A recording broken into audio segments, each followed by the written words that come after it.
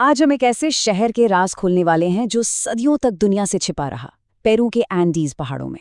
ये सिर्फ पत्थरों का एक ढेर नहीं है, बल्कि इंका साम्राज्य की इंजीनियरिंग, उनकी समझ और उनकी पूरी जीवन शैली का एक जीता जागता सबूत है। तो चलिए माचू पिचू की इस कमाल की कहानी में उतरते हैं। जरा सोचिए, बादलों के बीच 2500 की मीटर की ऊंचाई पर बना एक पूरा शहर जो सदियों तक गुमनाम रहा। सवाल सिर्फ ये नहीं है कि इसे बनाया किसने और कैसे, बड़ा सवाल तो ये है कि इसके लोग आखिर गए कहाँ। यही वो पहेलियां हैं जो इस जगह को आज भी इतना खास बनाती हैं। तो चलिए इस कहानी की शुरुआत करते हैं इस खोए हुए शहर की दोबारा खोज से और जानते हैं उस महान साम्राज्य के बारे में जिसने इसे बनाया था। तो कुछ बेसिक बातें जान लेते हैं। साल था 1911 जब हायरम बिंगम ने इसे दुनिया के सामने दोबारा पेश किया। ये शहर एंडीज पहाड़ों की एक चोटी पर बसा है। इसे 15वीं शताब्दी में इंका साम्राज्य ने बनाया था। और ये कोई छोटा मोटा साम्राज्य नहीं था, बल्कि उस वक्त अमेरिका का सबसे बड़ा साम्राज्य था। और सबसे कमाल की बात, स्पेनिश हमलावर यहाँ तक कभी पहुंच ही नहीं पाए। इसीलिए ये शहर आज भी वैसा ही है जैसा सदियों पहले था, बिल्कुल महफूज। अब बात करते हैं इनका लोगों की सबसे बड़ी चुनौती की। एक ऐसी जगह पर शहर बसाना जो देखने में बिल्कुल नामुमकिन लगे। उन्होंने पहाड़ों को कैसे अपना बना लिया, ये उनकी सोच और काबिलियत की एक जबरदस्त कहानी है। यहाँ की मुश्किलें देखिए, सीधी खड़ी ढलानें, गहरी खाइयाँ और ऊपर से हर साल लगभग 2000 मिलीमीटर की भारी बारिश। एंडीज में लैंडस्लाइड यानी भूस्खलन एक आम बात है। ऐसी जगह पर कोई शहर बसाने की सोचेगा भी कैसे? पर इनका इंजीनियरों के लिए ये मुश्किलें कोई रुकावट नहीं, बल्कि एक नया मौका थीं। और उनका जवाब था ये अद्भुत सीढ़ीनुमा ढांचा, जिन्हें हम टेरेस कहते हैं। देखिए ये कितना शानदार है। उन्होंने सबसे पहले पहाड़ को काटा, फिर सबसे नीचे बड़े बड़े पत्थर बिछा दिए ताकि पानी रुके नहीं, बह जाए। उसके ऊपर डाली बजरी और रेत जो पानी को फिल्टर करती थीं, और सबसे ऊपर बिछाई गई उपजाऊ मिट्टी जिस पर वो खेती कर सकें। ये एक कमाल का सिस्टम था। इसी तकनीक से उन्होंने एक सीधी बेकार पड़ी पहाड़ी को खेती और रहने लायक 10 हेक्टेयर से भी ज्यादा की जमीन में बदल दिया।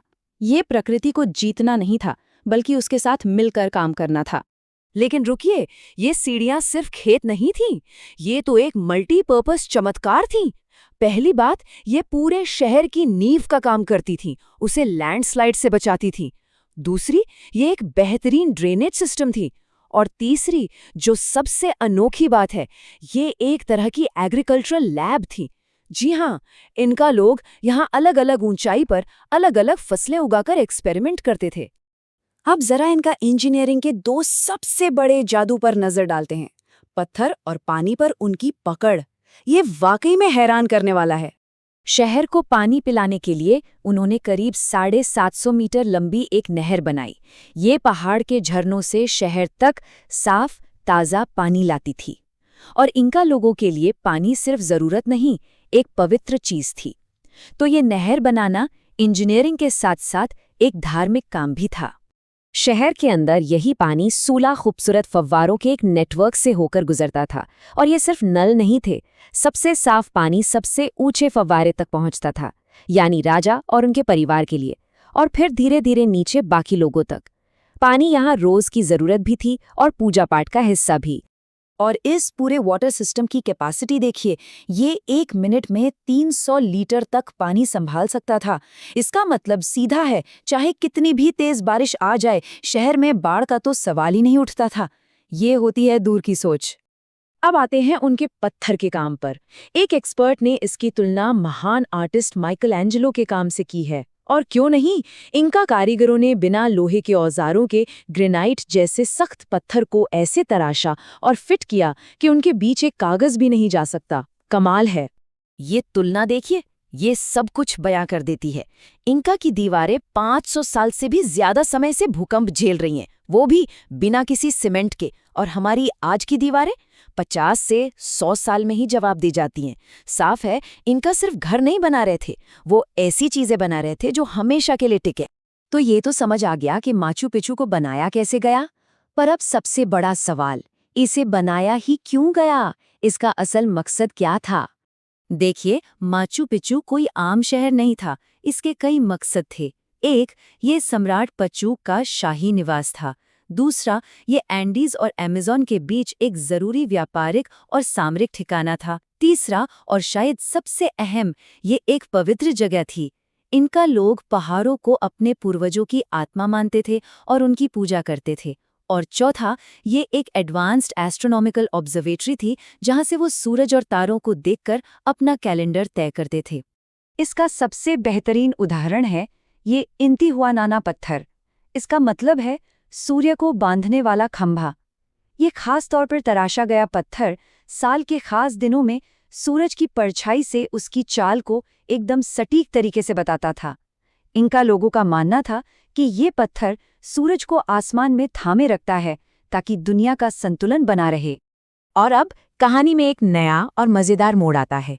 एक ऐसी साइंटिफिक खोज जो इनका साम्राज्य के पूरे इतिहास को ही बदलने पर मजबूर कर रही है।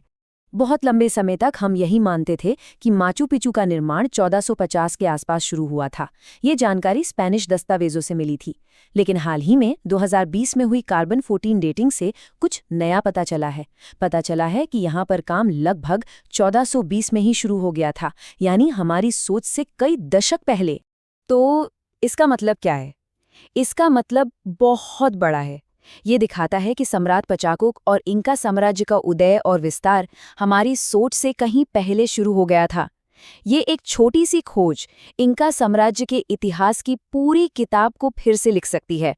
आखिर में आइए इनका सभ्यता की उस विरासत पर एक नज़र डालते हैं जो आज भी उन पत्थरों में जिंदा है और हमें बहुत कुछ सिखाती है। इनका इंजीनियरिंग का असली जादू यही था। वो प्रकृति के खिलाफ नहीं बल्कि उसके साथ मिलकर काम करते थे। माचू पिचू सिर्फ इमारतें नहीं हैं, ये आर्किटेक्चर, आध्यात्म, विज्ञान और समाज का एक ऐसा संगम है जहां हर पत्थर, पानी की हर बूंद और हर सीढ़ी उनके जीने के तरीके को दिखाती है। तो अंत में एक सवाल छोड़ जाते हैं।